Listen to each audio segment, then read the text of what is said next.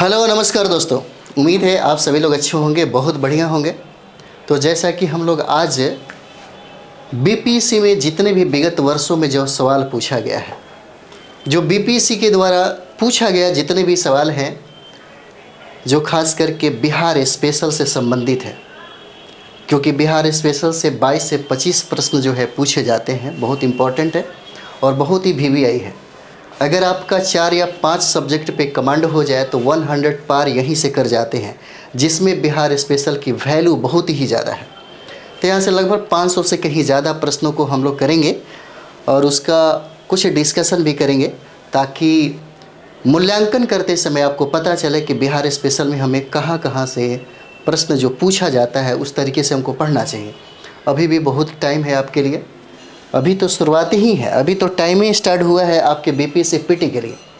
अभी से अगर आप तैयारी करते हैं अच्छे तरीके से, सही किताबों के साथ, सटीक किताबों के साथ और एकदम अच्छे डिसिप्लिन के साथ, तो निश्चित तौर पे बहुत बड़ी बात नहीं होता है पीटी। बस एक डिसिप्लिन में पढ़ाई करना होता है। अगर आप डिसिप्लिन में पढ़ाई कर रहे हैं तब जा कर के आप इसे अच्छे तरीके से सारे सिलेबस को कवर करेंगे और कंप्लीट भी करेंगे। तो चलिए हम लोग शुरुआत करते हैं। एमसीक्यू के तौर पे देखेंगे विगत वर्षों में बहुत, यानी कि 10, 12, 15 सालों में जितने भी सवाल पूछे गए हैं हम लोग उस पर चर्चा करेंगे, ठीक है, ताकि आपको इसका मूल्यांकन में बहुत ही ज़्यादा फायदा होगा। चलिए सबसे पहला हम लोग प्रश्न देखते हैं। अनुव्रत सिद्धांत का प्रतिपादन कुछ पूछता है कि किसने किया था। अनुव्रत सिद्धांत का, है ना, अनुव्रत सिद्धांत का प्रतिपादन किसने किया, ठीक है। तो इसका आंसर ए हो जाता है, जैन के द्वारा अनुव्रत सिद्धांत का प्रतिपादन किया जाता है। हालांकि जैनिज्म के द्वारा, जैन जो मुनि है, इन लोगों के हिसाब से अगर देखा जाए तो जो अनुव्रत है वह एक बहुत लंबा समय तक चलने वाला एक सिद्धांत है, जिसका पालन अनिवार्य रूप से किया जाता है। जैसे यहाँ पे 5 प्रकार का अनुव्रत आपको देखने को मिलेगा और यही 5 प्रकार के अनुव्रत की चर्चा यहाँ पे किया गया है, जिसकी कल्पना और जो प्रमाण है जन्म के द्वारा दिया जाता है। सबसे पहला अगर हम लोग देखेंगे तो यहाँ पे जो अनुव्रत है वो आपका सत्य हो जाएगा, है ना, सत्य हो जाता है। और दूसरा जो अनुग्रह है वह हो जाएगा अहिंसा, सत्य अहिंसा, है ना। और नेक्स्ट हो जाएगा आपका तीसरा, वो हो जाएगा अस्तेय, है ना। और चौथा है जिसका नाम है अपरिग्रह, है ना, अपरिग्रह। और जो 5वां महाव्रत है, 5वां जो अनुव्रत है या महाव्रत है वो ब्रह्मचर्य हो जाता है ना, ब्रह्मचर्य है। जो 4 आप अनुव्रत देख रहे हैं, 4 जो आप अनुव्रत देख रहे हैं, इसका प्रतिपादन पार्श्वनाथ के द्वारा, है ना, पार्श्वनाथ के द्वारा किया गया। और पार्श्वनाथ को हम लोग 23वां तीर्थंकर कहते हैं, है ना, 23वां तीर्थंकर कहते हैं, ठीक है। यह 23वां तीर्थंकर है पार्श्वनाथ, ठीक है। और जो ब्रह्मचर्य जो हम लोग 5वां अनुव्रत देख रहे हैं, इसको बाद में जोड़ा गया महावीर स्वामी के द्वारा। इसको बाद में महावीर स्वामी के द्वारा जोड़ा गया और महावीर स्वामी को हम लोग 24वां तीर्थंकर कहते हैं, है ना, 24वां तीर्थंकर कहते हैं। और महावीर स्वामी को वास्तविक जैन धर्म का वास्तविक संस्थापक कहा जाता है ना। इनको वास्तविक संस्थापक कहा जाता है। अगर जैन धर्म के संस्थापक रूप में देखा जाए तो ऋषभ देव को जैन धर्म का संस्थापक कहा जाता है और वास्तविक संस्थापक महावीर स्वामी को कहा जाता है, महावीर स्वामी को, ठीक है। तो पहला ये कहता है कि अनुव्रत सिद्धांत का प्रतिपादन किसने किया, तो प्रतिपादन जैन धर्म के द्वारा किया जाता है, ठीक है। चलिए अगले प्रश्न की तरफ हम लोग चलते हैं। यहाँ देखिए, कहता है कि महावीर का सर्वाधिक समय कहाँ बीता। अपने जीवन में जब इनको कैवल्य की प्राप्ति हो जाती है ना, तो सबसे ज़्यादा समय किस स्थान पर इन्होंने बिताया। जिस तरीके से बुद्ध ने सबसे ज़्यादा उपदेश और सबसे ज़्यादा जो समय व्यतीत किया वो जगह था श्रावस्ती, उसी तरीके से महावीर स्वामी के जीवन में वह कौन सा जगह है जहाँ पे सबसे ज़्यादा समय बीता, यही सवाल कह रहा है ना। और इसका आंसर क्या हो जाएगा, मगध हो जाता है। उस समय मगध की जो राजधानी है ना, मगध की राजधानी गिरिब्रज हो जाएगा, है ना। गिरिब्रज कहिए या राजगृह कहिए, है ना, या राजगृह कहिए, ये हो जाता है। यानी कि महावीर स्वामी का सबसे ज़्यादा समय मगध में बीता, और मगध उस समय सबसे शक्तिशाली महाजनपद था, है ना, सबसे शक्तिशाली, ठीक है, सबसे शक्तिशाली यह जनपद था, महाजनपद था यह मगध सबसे ज़्यादा, ठीक है। चलिए नेक्स्ट हम लोग देखेंगे अगला प्रश्न क्या कहता है। अगला प्रश्न है कि बिहार राज्य में सम्मिलित करिए कि जैन तीर्थ क्षेत्र कौन कौन हो जाता है ना, जैन तीर्थ क्षेत्र कौन कौन हो जाएगा। तो यहाँ पे देखिए उपयुक्त में से सभी हो जाता है।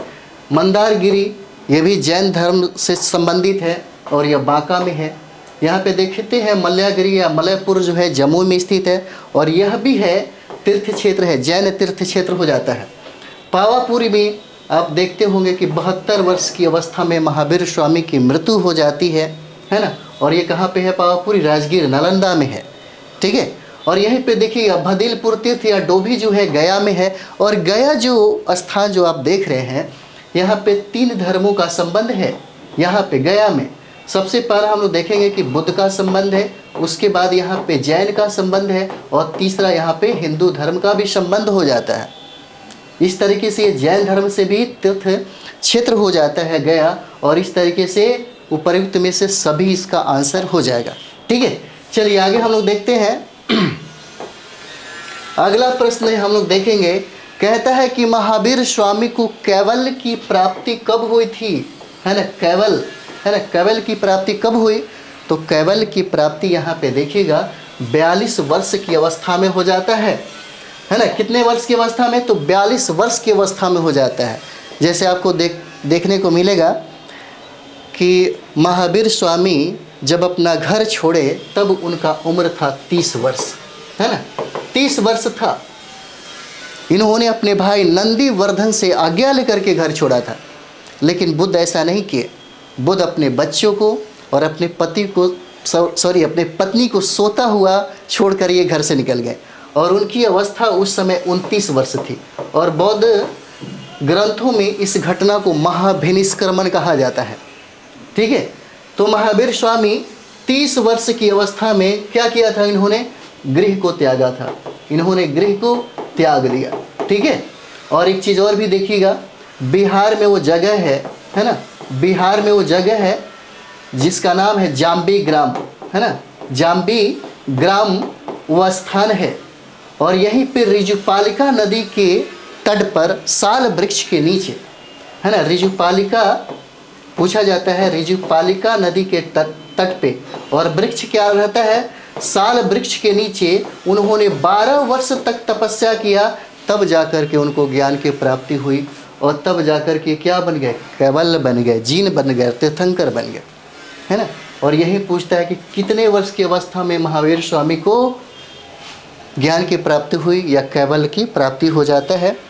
तो ये उम्र हो जाता है 42 वर्ष, है ना, क्योंकि साल वृक्ष के नीचे उन्होंने 12 वर्ष तक तपस्या किया, और तपस्या करने के बाद उनको कैवल्य की प्राप्ति होती है, ठीक है।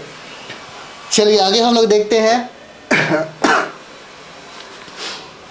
आगे देखते हैं, कहता है कि महावीर स्वामी जो है किस भाषा में प्रवचन उन्होंने दिया था? किस भाषा में उन्होंने प्रवचन दिया था, है ना, महावीर स्वामी किस भाषा में प्रवचन दिए? तो देखिए महावीर स्वामी ने अर्धमागधी भाषा में प्रवचन दिए थे, अर्धमागधी भाषा में प्रवचन दिए। और महावीर स्वामी का पहला जो शिष्य था, है ना, पहला जो शिष्य था उसका नाम था जमाली, ठीक है, उसका नाम था जमाली। और जमाली जो थे वो महावीर स्वामी के क्या थे? दामाद थे, है ना, दामाद हो जाते हैं। यहाँ पे महावीर स्वामी के बारे में पूछा जा रहा है कि किस भाषा में उन्होंने प्रवचन दिया, तो भाषा उन्होंने चुना अर्धमागधी। लेकिन यहीं पे अगर बुद्ध की बारे में बात किया जाए तो बुद्ध ने किस भाषा को चुना जिसमें उन्होंने प्रवचन दिया, जिसमें उन्होंने उपदेश दिया? तो वो हो जाता है पाली भाषा। बहुत इंपॉर्टेंट है, बहुत बार पूछा गया है ना, पाली भाषा हो जाता है, ठीक है। चलिए आगे हम लोग बढ़ेंगे। नेक्स्ट हो जाएगा यहाँ पे जैन धर्म के दिगंबर संप्रदाय के प्रवर्तक कौन है? पूछता है कि जैन धर्म के दिगंबर संप्रदाय के, है ना, प्रवर्तक कौन हो जाते हैं? ठीक है, दिगंबर संप्रदाय के। तो देखिए, दिगंबर संप्रदाय के जो संस्थापक है ना, दिगंबर के, ये आपके दिगंबर के जो है ये आपके भद्रबाहु हो जाते हैं, दिगंबर संप्रदाय के भद्रबाहु। और दिगंबर जो लोग हैं वो नंगे रहना पसंद करता है, नंगे रहना पसंद करता है, क्योंकि इनका मानना है कि जो अंबर है इनका क्या है? कपड़ा है, वस्त्र है ना। और ये स्थल भद्र जो है, स्थल भद्र, ये श्वेतांबर होते हैं, है ना, ये श्वेतांबर होते हैं। और ये लोग श्वेत वस्त्र धारण करते हैं, श्वेत वस्त्र धारण करते हैं। और यही सवाल तो पूछ रहा आपसे कि जैन धर्म के दिगंबर संप्रदाय के प्रवर्तक कौन है? तो दिगंबर के प्रवर्तक आपको भद्रबाहु हो जाएंगे और श्वेतांबर के अस्त्र भद्र हो जाते हैं। ठीक है, चलिए आगे देखते हैं अगला प्रश्न क्या कह रहा है। देखिए, अगला प्रश्न है कि महावीर स्वामी ने अपना प्रथम प्रवचन कहाँ दिया, है ना, प्रथम प्रवचन कहाँ दिया? महावीर स्वामी ने अपना प्रथम प्रवचन कहाँ दिया? तो देखिए, नालंदा का क्षेत्र राजगृह हो जाता है। ये आंसर क्या है? ए हो जाएगा। उन्होंने अपना प्रथम जो प्रवचन है राजगृह कहिए या गृहब्रज कहिए, यहीं पे उन्होंने अपना प्रथम प्रवचन दिया। जिस तरीके से बुद्ध ने अपना प्रथम प्रवचन सारनाथ में दिया था, है ना, वाराणसी के सारनाथ में बुद्ध ने, है ना, बुद्ध ने अपने प्रथम प्रवचन दिया। जो इनसे बिछड़ गए थे, अपने 5 ब्राह्मण मित्रों को इन्होंने पहली बार शिष्य बनाया और यहीं पे उन्होंने पहला उपदेश दिया और पहला प्रवचन उन्होंने सारनाथ में मृगदाव में दिया था। जिस तरीके से महावीर ने अपना प्रथम प्रवचन राजगृह में दिया, है ना। चलिए आगे बढ़ा जाए। अगला सवाल है हमारा, कहता है यहाँ पे कि जैन धर्म के दूसरे संगति के संबंध में सही कथन बताइए, क्या क्या हो जाता है ना। 2 संगतियां हैं, पहला और दूसरा। ठीक है, पहला पाटलिपुत्र होता है और दूसरा बल्लभी गुजरात में होता है। 2 ही से बार बार प्रश्न पूछे जाते हैं। और बौद्ध संगतियां 4 हैं और इस 4 बौद्ध संगतियों से बार बार प्रश्न पूछे जाते हैं। तो ये बौद्ध संगतियां जो 4 है उसको कंठस्थ करना पड़ेगा। जिस तरीके से जैन जो संगतियां हैं, है ना, इसके बारे में हम लोग देखते हैं। जैन संगतियों के बारे में कहता है कि दूसरे संगति के बारे में बताइए, है ना, कि क्या क्या और कौन सा कथन सही है। तो आयोजन की बात किया जाए तो आयोजन का समय 6ठी शताब्दी रहता है, ये तो बात बिल्कुल सही है। इसके जो अध्यक्ष हैं देवर्दी क्षमा श्रमण हो जाते हैं, ये भी सही है। स्थान बल्लभी गुजरात होता है और ये भी सही है। और कहता है कि यहाँ 12 अंगों और उपांगों का अंतिम रूप से संकलन किया गया था, ये भी सही है। इसका मतलब क्या है? आंसर आपका ई हो जाएगा, है ना। उपर्युक्त में से सभी हो जाएंगे, एक से अधिक हो जाएंगे इसका आंसर। ठीक है, चलिए आगे हम लोग देखते हैं। अगला प्रश्न है कि महावीर का जीवन कहाँ पूर्ण हुआ, है ना। महावीर का जो जीवन है कहाँ पूर्ण हुआ, महावीर का जीवन कहता है कहाँ पूर्ण हुआ। तो ये देखिए, ये पूर्ण जो है ना, यानी कि खत्म की बात किए तो ये पावापुरी हो जाता है ना। ये पावापुरी में इनकी मृत्यु हो जाती है। देखिए, पावापुरी जो है यह राजगीर में है ना। यह पावापुरी कहाँ है? राजगीर में है। और इनका 72 वर्ष के उम्र में, है ना, 72 वर्ष की उम्र में लगभग 468 BC में इनकी मृत्यु हो जाती है ना। और यह जो मृत्यु होती है इनकी, यह संलेखना विधि से होता है ना। संलेखना विधि से होता है, क्योंकि यहाँ इस समय क्या होता है इस विधि में कि लोग खाना पीना, अन्न और जल दोनों छोड़ देते हैं और एक तरीके से कहिए तो आत्महत्या ही होता है ना। संलेखना कहिए या संथारा कहिए, ठीक है, ये दोनों सेम टू सेम ही एक ही है। और इस विधि से महावीर स्वामी की मृत्यु हो जाती है 72 वर्ष की अवस्था में, है ना। और यह जो मृत्यु पावापुरी में होता है, बहुत बार यह सवाल पूछा गया है। चलिए आगे बढ़ते हैं हम लोग। यहाँ पे कहता है कि महावीर का पहला शिष्य कौन बना, है ना। महावीर का पहला शिष्य कौन बना, तो महावीर का जो पहला शिष्य है ना, महावीर का जो पहला शिष्य है उसका नाम है जमाली, है ना। पहला शिष्य क्या है? जमाली।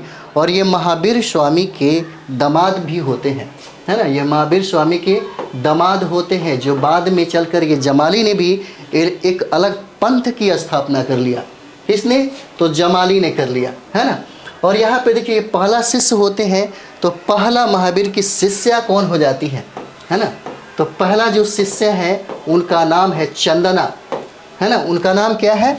उनका नाम चंदना है, जो पूछा जाता है उनका नाम चंदना है। और ये दधि वाहन की पुत्री होती है ना। ये दधि वाहन की पुत्री होती है चंदना, जो प्रथम शिष्या बनी।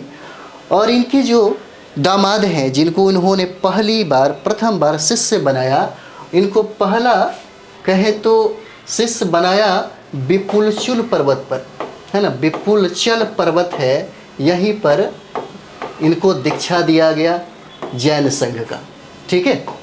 और पावापुरी की अगर बात किया जाए यहाँ पे, क्या छोड़िए आगे बढ़ते हैं। नेक्स्ट हमारा हो जाएगा परंपरा के अनुसार, है ना। प्रश्न कहता है कि परंपरा के अनुसार महावीर ब्रह्मचारी थे। कौन सा परंपरा कहता है ना। परंपरा के अनुसार बताइए, किस परंपरा के अनुसार महावीर जो है ब्रह्मचारी थे? तो ये हो जाएगा आपका दिगंबर जो परंपरा है या पंथ है, इसी के अनुसार महावीर स्वामी को ब्रह्मचर्य कहा गया, है ना। किसके अनुसार? तो दिगंबर के अनुसार, ठीक है। और देखिए श्वेतांबर, अगर हम लोग यहाँ पे देखेंगे तो श्वेतांबर, है ना, परंपरा के अनुसार कहा गया है। श्वेतांबर परंपरा कहता है कि महावीर स्वामी का विवाह हुआ था यहाँ पे, और इनका विवाह हुआ था यशोदा से, है ना। यशोदा से इनका विवाह हुआ था। और इसी समय, है ना, इनकी एक पुत्री जन्म ली जिसका नाम है प्रियदर्शनी, है ना। प्रियदर्शनी नाम है इनकी पुत्री का। और इस प्रियदर्शनी का जो विवाह है वो जमाली से होता है। और यही जमाली बाद में महावीर स्वामी का प्रथम शिष्य बनता है ना, प्रथम शिष्य बन जाता है, ठीक है। चलिए आगे बढ़ते हैं हम लोग। नेक्स्ट यहाँ पे देखेंगे महावीर का जन्म स्थान कुंडल ग्राम, है ना, बिहार के किस जिले में होता है ना। बिहार के किस जिले में होता है, ठीक है। चलिए यहाँ पे हम लोग देखते हैं। प्रश्न कहता है कि महावीर का जन्म जो है, जन्म स्थान कुंडल ग्राम जो है बिहार के किस जिले में होता है, ठीक है।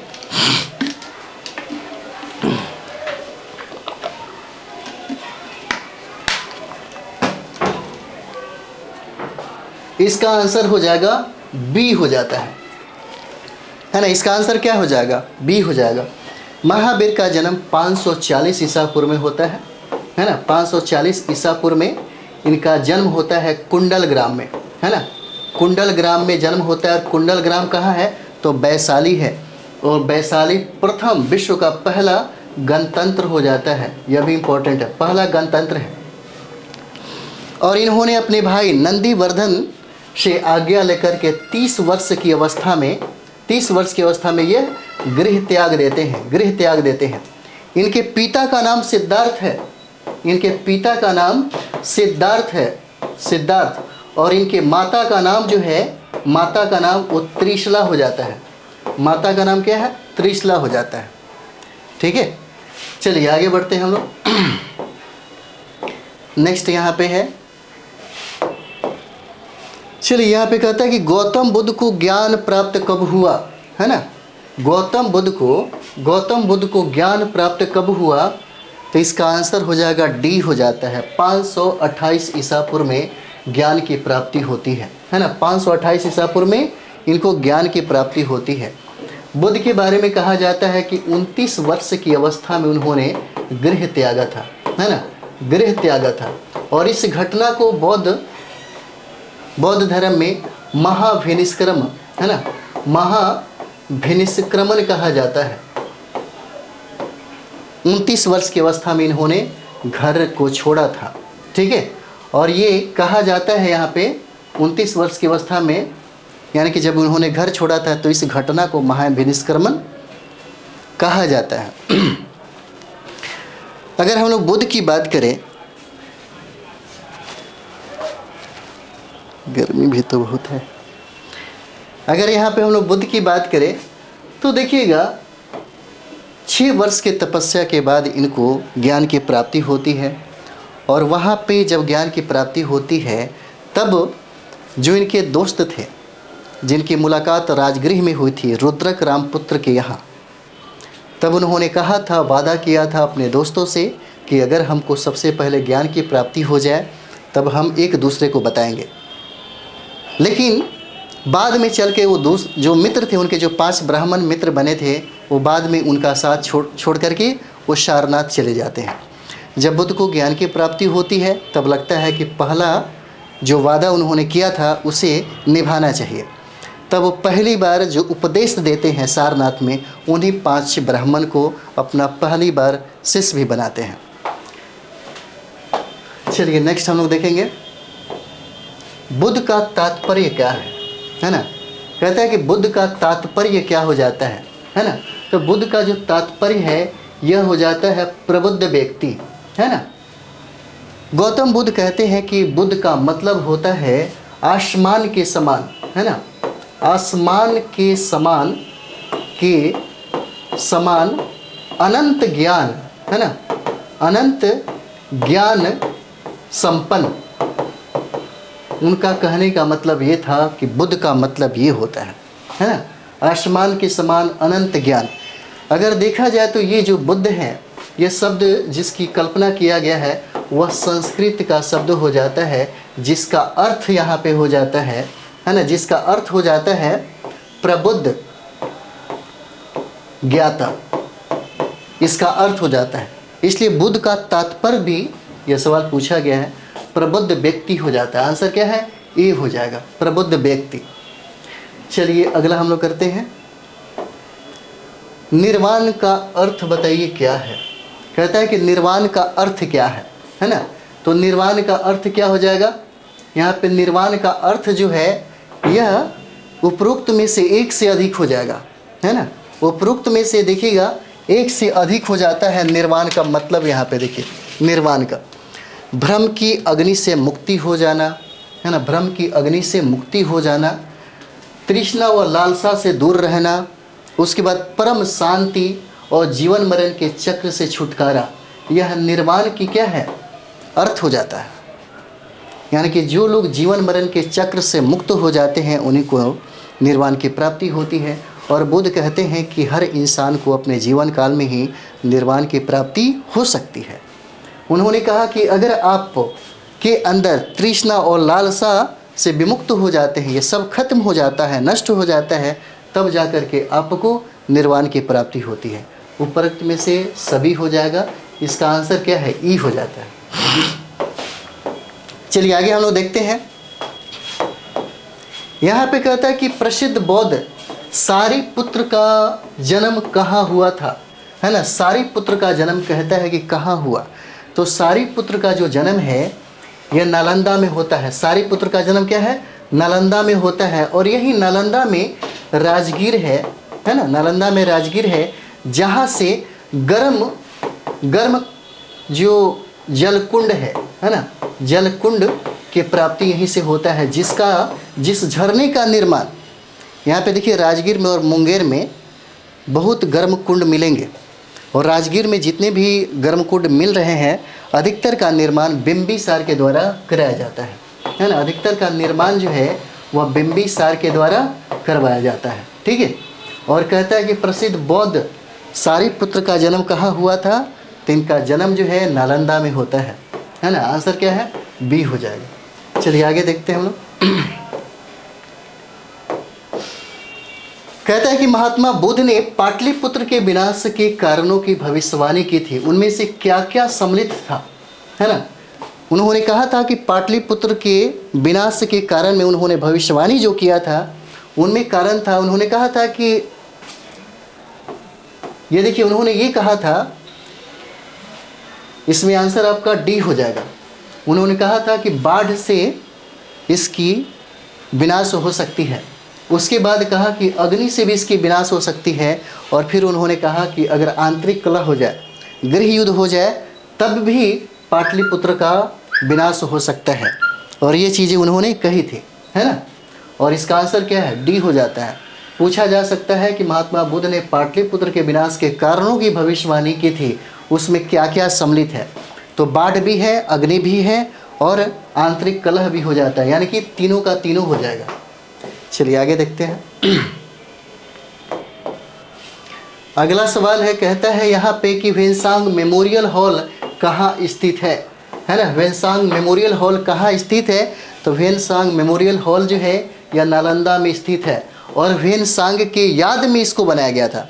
यह तीर्थयात्री जब वेनसांग भारत आए थे तो उन्हीं के याद में, है ना, याद में यह बना है, ठीक है, वेनसांग मेमोरियल हॉल, जो बिहार के नालंदा में स्थित है।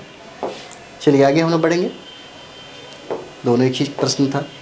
यहाँ पे हम लोग देखते हैं, प्रश्न कहता है कि अनेकतावाद या स्वादवाद, है ना, स्यादवाद विचारधारा किस धर्म से संबंधित है। अनेकांतवाद कहें या स्यादवाद कहें, यह जो संबंध है यह आपके जैन धर्म से हो जाता है ना। स्यादवाद का अगर हम लोग अर्थ देखें, है ना, तो ये सापेक्षावाद हो जाता है, ठीक है, सापेक्षतावाद है, ये हो जाता है, ठीक है। बहुत बार प्रश्न पूछा गया है। सप्तभंगी जो सिद्धांत है इसी से संबंधित है। अनेकतावाद या स्यादवाद कहें, इसका संबंध जैन धर्म से हो जाता है, बहुत इंपॉर्टेंट है। चलिए आगे हम लोग देखते हैं। नेक्स्ट सवाल है, यहाँ पे देखिए, कहता है कि संलेखना या संथारा विधि किस धर्म से संबंधित हो जाता है, तो ये जैन धर्म से संबंधित है ना। ये संलेखना और संथारा जो विधि है यह जैन धर्म से संबंधित हो जाता है। देखिए, अगर हम लोग संथारा की बात करें, है ना, जिसको आत्महत्या ही मानिए ना, संथारा, वे श्वेतांबर, है ना, श्वेतांबर जो लोग हैं इसको अपने भाषा में संथारा कहते हैं, और जो दिगंबर लोग हैं इसी को संलेखना कहते हैं, है ना। संलेखना जो है, संलेखना, इसी को दिगंबर लोग कहते हैं। दोनों बात एक ही है। दोनों के माध्यम से क्या होता है, लोग अपने शरीर को इतना कष्ट देते हैं, खाना पीना छोड़ देना, यानी कि शरीर के अन्य हिस्सों को नोचना वगैरह, बहुत सारा चीज़ें कष्ट दिया जाता है, और कष्ट देकर के अपने प्राण को ये लोग ख़त्म कर देते हैं। इसी को संथारा या संलेखना कहा जाता है। चलिए आगे बढ़ा जाए। यहाँ पे कहता है कि जैन धर्म में महाव्रतों की संख्या कितना है, तो जैन धर्म में महाव्रतों की संख्या कितना हो जाता है, 5 हो जाएगा। सत्य है, अहिंसा है, अस्तेय है, अपरिग्रह है, और 5वां ब्रह्मचर्य हो जाता है। इन चारों का स्थापना जो हम लोगों ने 1 से लेकर के 4 तक कहा, उसका स्थापना पार्श्वनाथ के द्वारा किया जाता है, और अंतिम जो अनुव्रत है, जो ब्रह्मचर्य है, उसको जोड़ा गया महावीर स्वामी के द्वारा, है ना। आंसर क्या हो जाएगा, डी हो जाता है। चलिए आगे हम लोग बढ़ते हैं। इसमें प्रश्न कहता है कि निम्नलिखित में बिहार का ऐसा जिला जो हिंदू, बौद्ध और जैन तीनों धर्मों का केंद्र रहा है, तो तीनों धर्म का केंद्र जो है गया रहता है ना। कौन रहेगा, गया।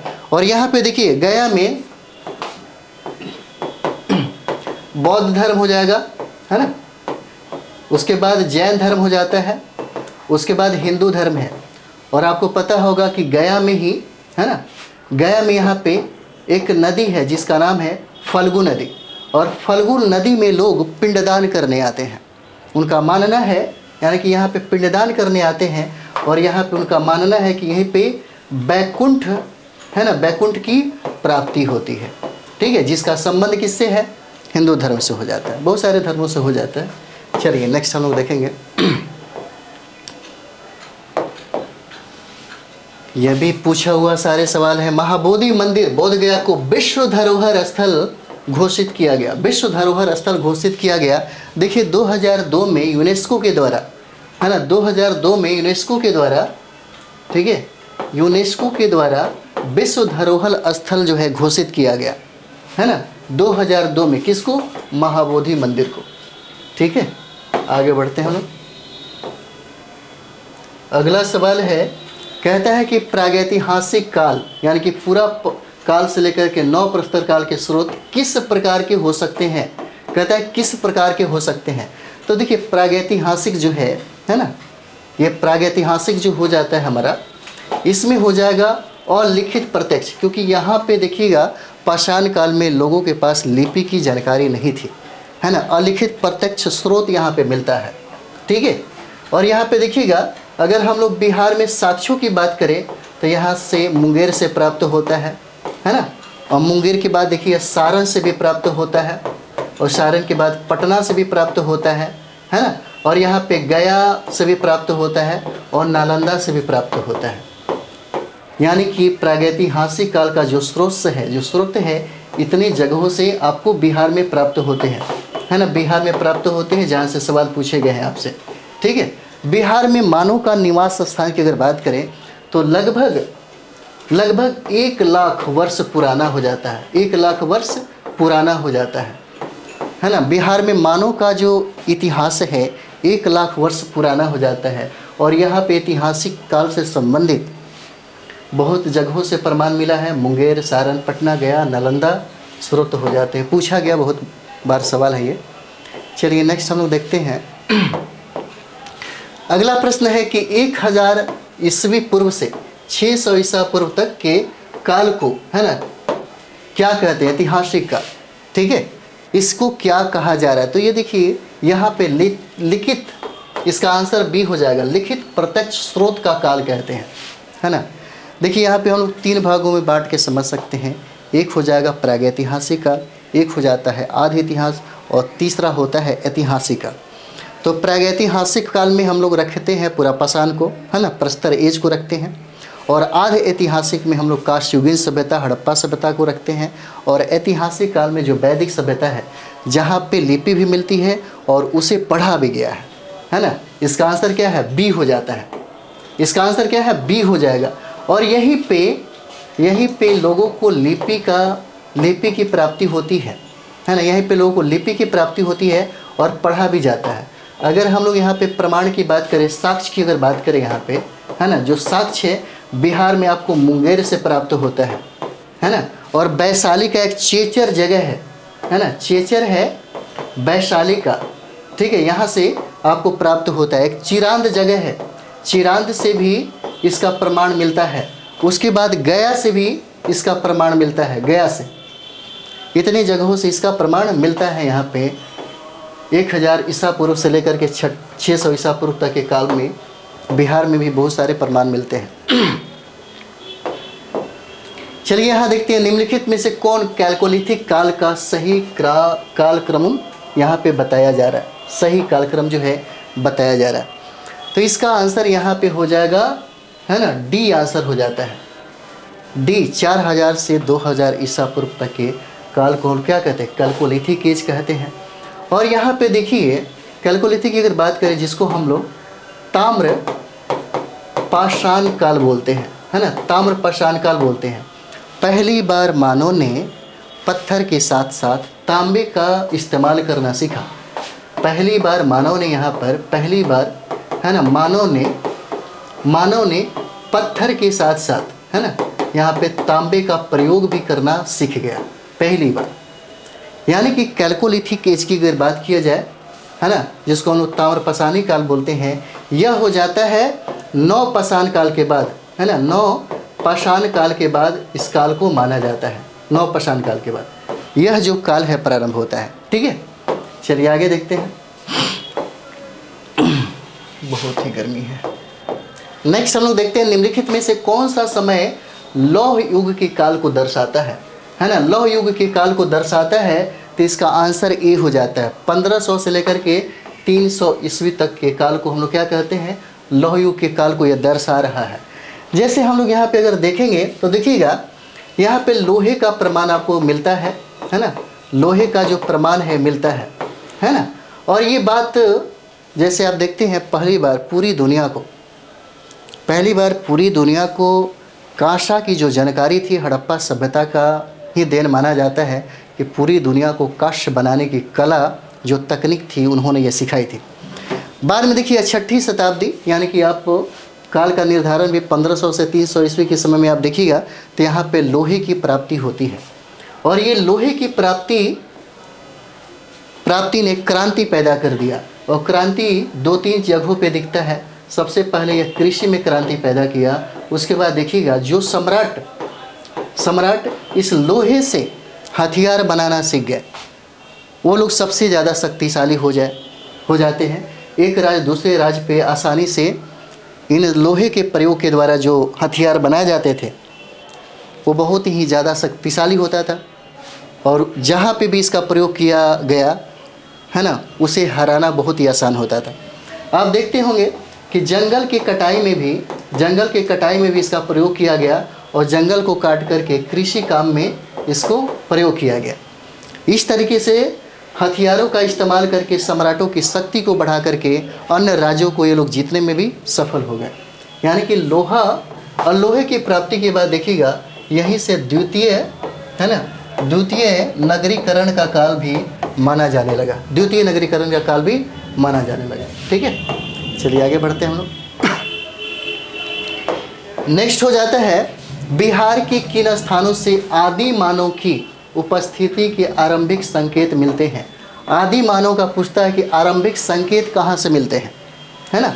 आदि मानव का तो ये देखिए आंसर आपका सी हो जाएगा, मुंगेर एवं नालंदा हो जाता है ना।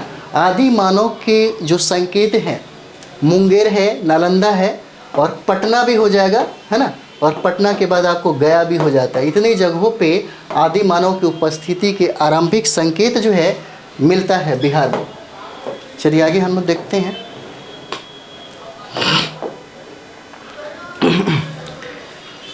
यह देखिए कहता है कि निम्नलिखित में से बिहार के कौन से स्थल का संबंध ताम्रपाषाण युग से हो जाता है। ताम्रपाषाण युग से कहा तो बिहार के कौन से स्थल का संबंध पूछता है कि ताम्रपाषाण युग से हो जाएगा। तो इसका आंसर देखिए ई हो जाता है। ई यानी कि क्या हो जाएगा, उपरोक्त में से एक से अधिक। जैसे सोनपुर और चेचर की बात करें तो हाजीपुर इसका संबंध है, और ताराड़ी गया और मनेर पटना इसका भी संबंध है, और शनिवार रोहतास यहाँ भी संबंध है, और मांझी तथा चिरांद जो छपरा में इससे भी संबंध हो जाता है। कहाँ का तो कहता है कि बिहार में कौन से स्थल से ताम्रपाषाण युग का संबंध है। तो जहाँ जहाँ से आपको प्राप्त होता है उस जगहों का नाम याद रखिएगा, यह प्रश्न बन जाएगा। चलिए हम लोग अंतिम सवाल कर रहे हैं, इसी तरीके से सारे प्रश्नों को करते रहेंगे। बिहार में धातु प्रस्तर युगीन अवशेष कहाँ से प्राप्त हुए हैं, है ना। बिहार में धातु प्रस्तर युगीन जो अवशेष है कहाँ से प्राप्त हुए हैं, तो ये देखिए इसका भी आंसर क्या हो जाएगा, ई आंसर हो जाएगा। प्रस्तर युगीन जो अवशेष है चिरांद छपरा से प्राप्त होता है, चेचर वैशाली से प्राप्त होता है, मनेर पटना से प्राप्त है, और सोनपुर से भी प्राप्त होता है। ठीक है, यहाँ से बहुत सारे सवाल जो हैं बिहार स्पेशल में पूछे गए हैं। ठीक है, तो चलिए हम लोग इस तरह से लगातार करते रहेंगे ताकि आपका एक कहें तो ये मूल्यांकन भी होता रहेगा और आपको ये पता भी चलता रहेगा कि कहाँ कहाँ से प्रश्न बनाए जाते हैं। इसके लिए अगर आप पढ़ना चाहें तो सबसे बढ़िया जो किताबें हैं वो इम्तियाज़ अहमद का बुक है ना। इम्तियाज़ अहमद का किताब है, अहमद का किताब। आप चाहें तो 1 से लेकर के, है ना, 1 से लेकर के 72 पेज तक पढ़ लीजिए। इतिहास यहाँ से गलत नहीं होगा। 1 से लेकर के 72 पेज जो है वहाँ तक आप पढ़ लीजिए, इतिहास से एक भी प्रश्न गलत नहीं होगा। ठीक है, तो चलिए हम लोग नेक्स्ट वीडियो में मिलते हैं। Thank you very much.